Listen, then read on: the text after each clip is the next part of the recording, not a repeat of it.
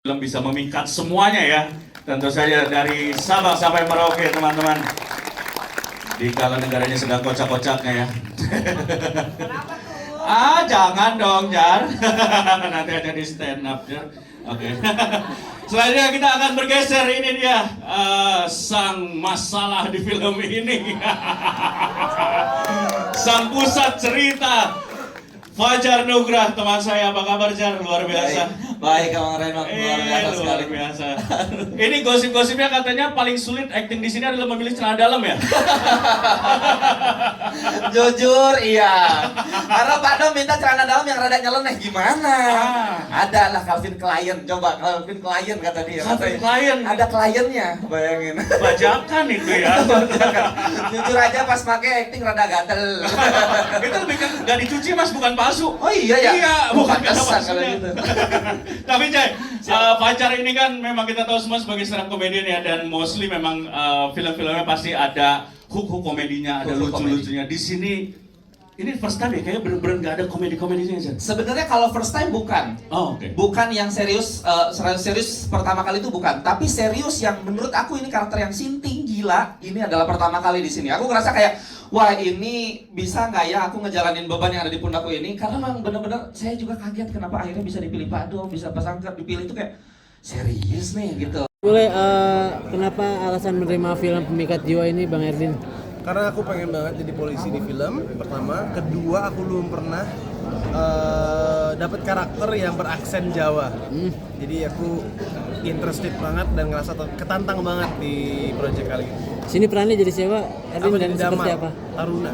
Taruna polisian. Nah kan Kekasih film, hatinya Givina, yang natural ya, bukan Ya. yang non pelet ya, non pelet ini. Fajar yang pelet. Erdin, ini kan film ini kan bicara soal hal mistis gitu, bicara soal pelet gitu. Sementara Erdin sendiri percaya nggak sih sama hal kayak gitu, khususnya pelet ya? Sebelum syuting ini nggak percaya, setelah syuting mulai percaya, soalnya banyak kejadian. Kejadian di mana tuh? Kejadian di mana tuh? Banyak lah di lokasi syuting, karena kita juga kalau kalian dengar mantra-mantranya itu emang berasal dari bahasa Jawa kuno yang dihafalin langsung sama Bang Fajar, dan itu beneran, itu nggak ngada-ngada, cuman emang di alter dikit, diubah dikit. So ya mungkin karena itu banyak kejadian. Kalau kejadiannya persis sih nggak usah diceritain sekarang lah ya. Reaksi lu ketika mengalami hal tersebut? Jadi percaya. Awalnya nggak percaya, walaupun aku dari Bali. Di Bali juga kental kan budaya yang mengarah ke sana ya. Cuman aku belum pernah ngalamin apapun di Bali. Pas kemarin terus dengar cerita juga, dengar cerita dari Ki Jagat, dari Om Laki, dia juga banyak kejadian. Aku mulai percaya sih. Karena nggak pernah kejadian baru kemarin. Sempat mengganggu syuting? Aku langsung nggak, tapi casting lain. Iya, takut kali ya Taruna soalnya. Tapi melihat fenomena ini kayak jadi lu ngerasa diri lu sendiri kayak takut kena pelet orang lain nggak sih, seperti apa? Takut kena pelet gak sih lu jadinya? Takut nggak? Karena aku ada Tuhan, jadi aku nggak takut. Yes. Erdin, risetmu sejauh apa untuk memerankan taruna, kepolisian, dan lain-lain gitu? Kebetulan aku ada beberapa teman yang udah polisi, udah berstatus polisi, ada juga yang masih pendidikan. Aku nanya mereka aja, dan kebetulan mereka orang Jawa. Jadi mereka juga bisa ngajarin aku aksennya, gimana berwatak seperti polisi dengan aksen Jawanya. Jadi itu sih yang aku lakuin. Dan juga ada acting coach Pacik membantu banget. Kesulitannya sendiri di film ini apa buat lu? Untuk mengatur nada, misalnya aku sedang bernada tinggi, terus aku harus mempertahankan aksen Jawa itu. Harus stabil, harus mungkin melengking nadanya. Karena kan di Jawa beda kan, kalau kita marah di bahasa Indonesia atau bahasa Inggris, Jawa beda banget. Itu sih. Ada pengulangan adegan gak sih? Kenapa? Ada pengulangan adegan gak sih buat lu sendiri? Banyak. Kita paling banyak ngulang, ini lucu. Kita paling banyak ngulang itu pas adegan yang putar, yang final battle di Vina di Obati. Itu tuh kita banyak ngulang karena kita ngambil satu poros itu 360 derajat.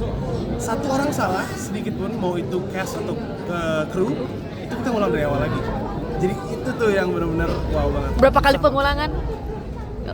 Bentar, ingat dulu. Kayaknya itu 9 kali, 10 kali. Kita 2 hari syuting buat adegan itu doang. 2 hari. Final battle? Ya. Final battle ya? Iya, benar berapa hari? Dua hari syuting. Untuk satu scene 2 hari syuting hampir puluhan kali mengulang. Gimana Fajar? Aku bilangnya 9. 9. Jar gimana Jar mengulang puluhan kali? Sebenarnya gimana? Karena kan tantangannya adalah menjaga energi, gimana caranya tetap sama dari take pertama yang katakanlah director suka gitu kan. Cuman memang kalau director nggak puas di belakang kita tetap harus menjaga energi itu tuh. Beres besoknya langsung pijit refleksiologi saya sih. Beres adegan scene itu. Yang kasihan justru Givina, jujur Givina. Kalau aku tuh muncul karena cuma di belakang. Tuh spoiler. Aku muncul nggak terlalu banyak di final battle. Yang kasihan jujur dia. Teriak-teriaknya kan kamu tahu sendiri ya. Itu dia. Diulang berapa kali? Jar kemarin udah ditanyain nih ke Givina, sekarang minta komentarnya Fajar Oh, gitu. pertanyaan kemarin ya? Iya. Jadi aku ngerasa kalau belum ya, Bang. Soal ada adegan Ranjang sama Givina gimana? Oh iya. Kebetulan ada intimasi koordinator Nah, Aku adalah orang yang kayaknya takut banget, overthinking banget ketika di set itu. Karena kan ini kita bicara agak dewasa aja ya. Takut disangka aji mumpung atau apa. Itu tuh ketakutan aku yang aku curhatin ke IC, ke Runi tentunya. Jadi kayak Runi berhasil menengahkan antara aku dan Givina. Silakan, Kak Runi. Aku senang banget sih bisa bekerja sama di project ini sebagai intimasi koordinator dan juga main di beberapa adegan. Tapi sebagai intimasi koordinator benar-benar beruntung bisa bekerja sama dengan dua aktor yang super berbakat dan sangat komunikatif. Amin. Karena kalau ngomongin bekerja sama dengan aktor yang memang tentunya mereka berdua sangat profesional, kita bisa berdiskusi dengan dewasa. Kita bisa tahu batasan-batasan mereka sebelum kita masuk syuting, tapi juga di saat yang bersamaan ngobrol dengan tim kreatif dan tim penyutradaraan untuk kayak ini koreografi mau dibikin seperti apa supaya kita bisa latih, tapi di saat yang bersamaan latihan koreografi itu tidak untuk supaya kita juga merehearse emosinya, biarkan emosinya itu mengalir ketika adegannya diambil.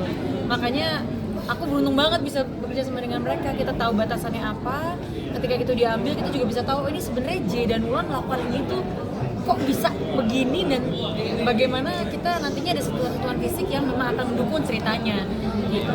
Tapi gimana di set rasanya tuh seperti apa tuh? Karena aku tuh orangnya balik lagi ya overthinking. Tapi untungnya dari Makara, dari IC-nya tuh ngejaga banget ketat dari di tim kecil atau apa segala macam. Cuman kan tetap aja ya perasaan ketika break karakter, ketika kata cut itu, aku jadi ngerasa, aduh nggak enak banget sama Givina, takutnya bau kan gitu. Jadi aku yang meminta setelah cut tisu basah buat Givina, tisu basah. Aku yang meminta. Aku tuh masih diem kayak aku Oh, dia- masih mencerna dulu. Iya, dia fine-fine Pas aja pada awal. cut dia tisu basah buat dia tuh Mas udah tenang aja, nanti aku minta sendiri. Nggak usah tisu basah. Dia Karena sendiri yang panik. pertama kali ini adalah adegan intim apa sih? Adegan intim, jujur adegan intimate, terus kayak wah nggak nyangka aja dapat kayak gini. Gimana ya izin sama istrinya itu sih sebenarnya. Iya, betul. Cuman alhamdulillah istriku profesional juga. Izin bilang ke istri. Hadir. Dia mendukung karena dia profesional, bro. Lihat hasilnya gimana Jar tadi? Lihat hasilnya. Mantap. Ini hasil keseluruhan film maksudnya kan? ya. Keseluruhan film aku happy. Apakah anak saya? Enggak, keseluruhan film. Sama aja keseluruhan film ya. Terus juga secara dari sebelumnya kita udah tahu kan shot-shotnya seperti apa. Ya. Jadi sudah ada video boardnya. Ya. Tim Makara sangat ready sekali sih untuk kayak kita akan ngambil ini. Ya. Jadi yang akan terlihat area tubuh yang ini. Maka ketika nanti kita koreografikan, ketika kita latih akan mengikuti shot-shot yang sudah ditentukan dari sebelumnya. Mas Fajar yang Mas Fajar kan komika ya, Iya. udah biasa dong kalau acting komedi terus tiba-tiba kalau acting seperti ini serius dan ya ada drama-dramanya juga ya. Itu pengalamannya gimana sih?